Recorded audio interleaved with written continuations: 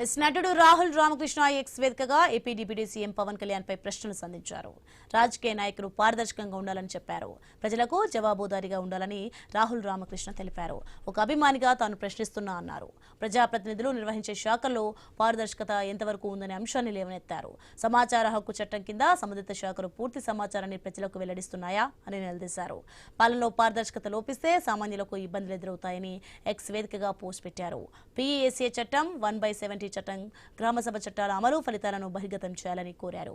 అటవీకరణ కార్యక్రమాల్లోనే గణాంకాలు అనుమానాస్పదంగా ఉన్నాయని రాహుల్ రామకృష్ణ పేర్కొన్నారు. తాను అడిగిన ప్రశ్నలకు సమాధానాలు చెప్పాలని ప్రశ్నించినంత మాత్రాన దేశద్రోహిని కాదన్నారు.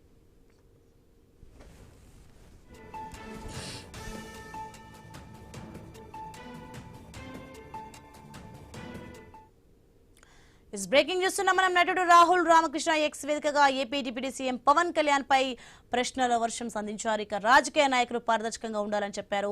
ప్రజలకు జవాబుదారీగా ఉండాలని రాహుల్ రామకృష్ణ తెలిపారు. ఒక అభిమానిగా తాను ప్రశ్నిస్తున్నా అన్నారు. ప్రజాప్రతినిధులు నిర్వహించే శాఖల్లో పారదర్శకత ఎంతవరకు ఉందనే అంశాన్ని లేవనెత్తారు.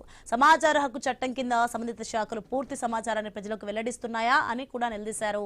పాలనలో పారదర్శకత లోపిస్తే సామాన్యులకు ఇబ్బందులు ఎదురవుతాయని ఎక్స్ వేదికగా పోస్ట్ పెట్టారు. పీఏసీ చట్టం 1/70 చట్టం, గ్రామసభ చట్టాల అమలు ఫలితాలను బహిర్గతం చేయాలని కోరారు. ఇక అటవీకరణ కార్యక్రమాల్లోని గణాంకాలు అనుమానాస్పదంగా ఉన్నాయని రాహుల్ రామకృష్ణ పేర్కొన్నారు.